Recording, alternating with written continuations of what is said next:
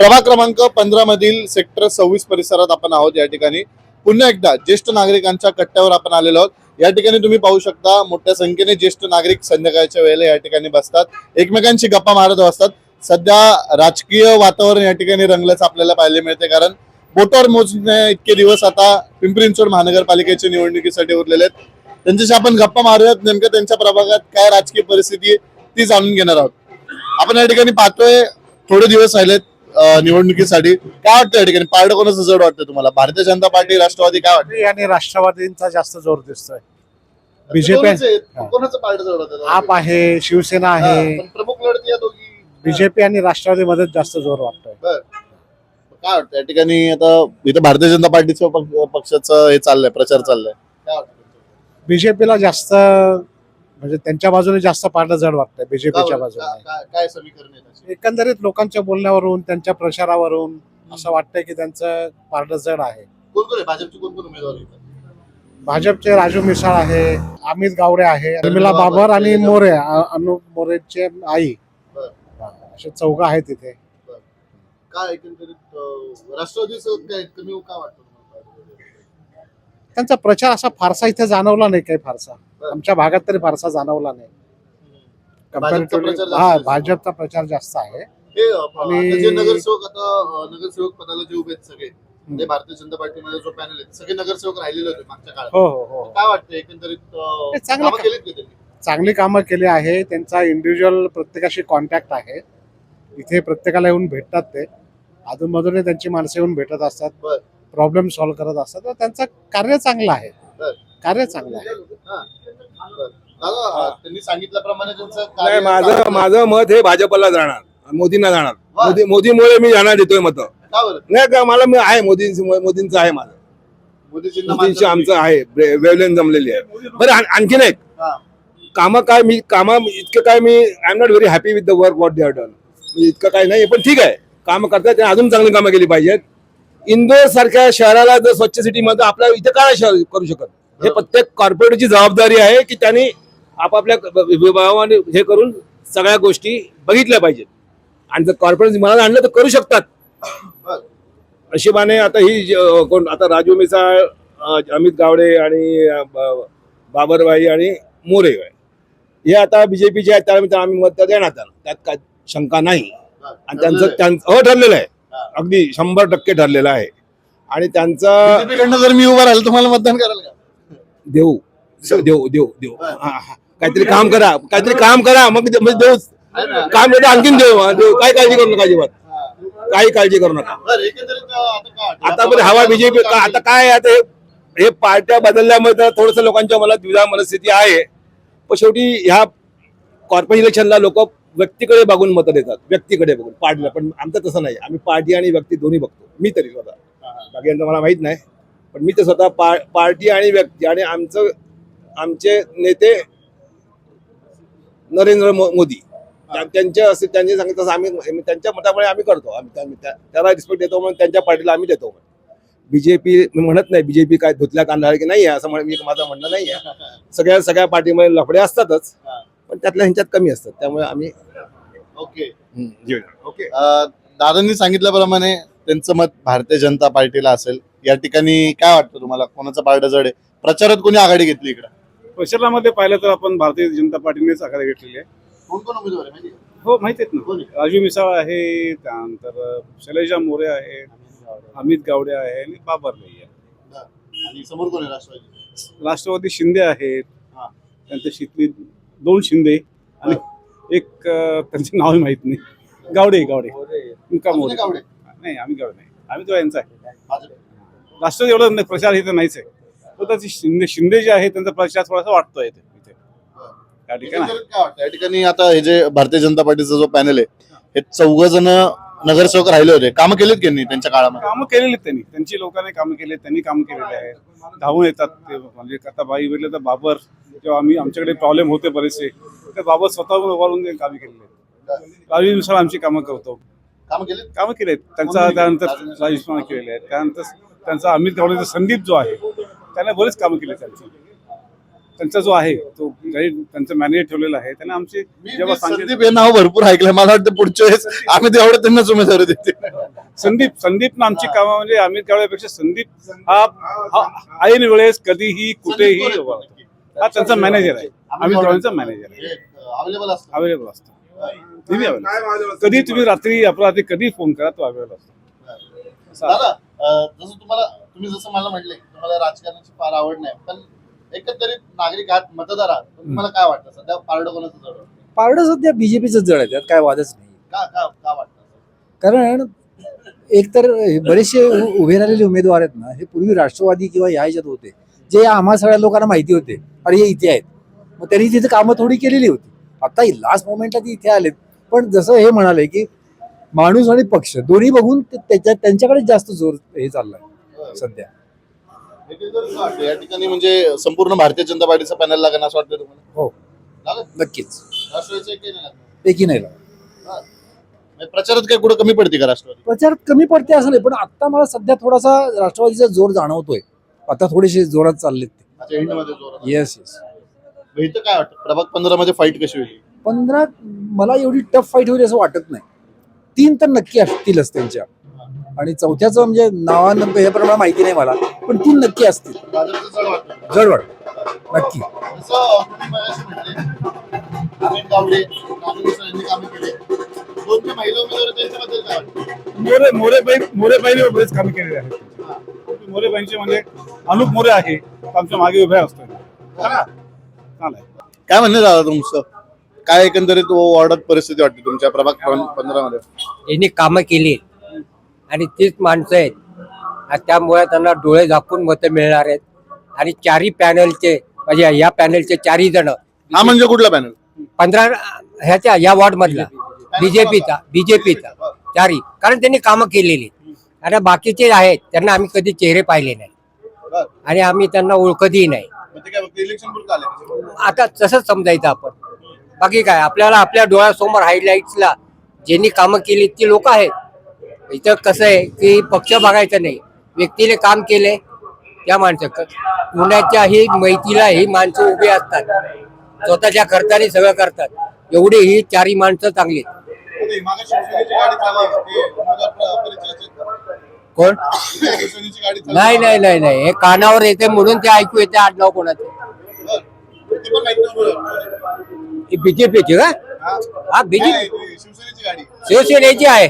शिवसेनेची एकच पक्ष म्हणजे एक जण उमेदवार इथं उभा आहे, ते नाही माहिती. म्हणजे प्रचाराला कमी पडते का शिवसेना? शक्यता वाटते मला. खरं तर गमती एवढ्या चालत, तुम्ही प्रचार सोडून या ठिकाणी गमती ऐकायला बसतात. काय करतं तुमचं म्हणणं? तुम्ही याच्या आधी पहिल्यांदा जेव्हा तुम्ही आले होते तेव्हा निवडणुकीच्या प्रचाराचा 5वा का 6वा दिवस होता. आपण आता 12व्या 13व्या दिवसाच्या निवडणुकीच्या टप्प्यावर येऊन बसलोय. 15 तारखेला इलेक्शन आहे, 13ला प्रचार संपतोय. आता फक्त 4 दिवस उरलेत. हे माझे जे सगळे वरिष्ठ जे नागरिक आहेत ते आज बहुसंख्येने हजर आहेत. तर मग मी रोज प्रचार करतो, पण आज ह्यांचं काय मत आहे मला जरा उत्सुकता होती, ऐकून घ्यायचं होतं. स्ट्रेट वे 4-0 असा निकाल इथलचा लागतोय. राजू मिसाळ, अमित गावडे, शर्मिला राजेंद्र बाबर आणि शैलजा मोरे या 4हीच्या 4ही उमेदवार चांगल्या मताधिक्याने निवडून येतील एवढी 100% गॅरंटी. एवढा विश्वास वाटतो तुम्हाला? एवढा विश्वास वाटतो 100%. वन साइड मला वाटतं सगळ्यांनी या ठिकाणी या उमेदवारांची बाजू आहे. म्हणजे पक्ष म्हणून नाही, काही हा, जण पक्ष मी याच्या आधीच बोललो होतो की स्थानिक स्वराज्य संस्थेमध्ये आपण पक्ष बघायचा नसतो, आपण उमेदवार बघायचा असतो जो आपल्याला आपल्या अडीअडचणीला जो उपयोगी पडतो. हे असे उमेदवार राजू मिसाळ आणि अमित गावडे आहेत. शैलजा मोरे, बाबरबाई आहेत, ते त्यांच्या कार्यक्षेत्रात काम करतात. राजू मिसाळ, अमित गावडे आमच्या शेजारी इथं राहिला आहेत. ते सगळ्या अडीअडचणी आमच्या सोडवतात. त्याच्यामुळं आणि आता प्रचारात ग्रीप त्यांनी पकडलेली आहे. त्याच्यामुळं विजय 4-0नीच होणार. गुलाल जो आपण 16 तारखेचा उधळतोय, दुपारी 1:30-2 वाजता जो गुलाल उधळणार तो या राजू मिसाळ, अमित गावडे, बाबर मॅडम आणि पवार मॅडम या चौघांचा आपण उधळणार. निश्चित दादांनी विश्वास व्यक्त केलाय 4-0 असा हा निकाल असणार आहे. Last but not the list काका आपल्यासोबत आहे. काय म्हणणे काका तुमचं? मिसाळ साहेब, अमित दादा यांच्यामुळे सर्व बीजेपीचे सर्वजण चारीचे चारी सीटा येतील. एवढा प्रभाव आहे भाजपचा इकडे? भाजपचा म्हणजे मिसाळ साहेब घराघरात सर्वांना ओळखतात. कधी गेलं तरी आणि यांच्या भाजपच्या 2 महिला उमेदवार आहेत, त्यांचं काय? त्यांनी त्यांच्या प्रभागात त्यांच्या प्रमाणे काम. प्रभाग हाच आहे की हा. 15 आहे. म्हणजे राहतात वेगळ्या भागात. हा, पण त्यांचं बी काम मला वाटतं ते येतील का निवडून? त्यांचं पण काम चांगलं आहे असं ऐकून आहेच.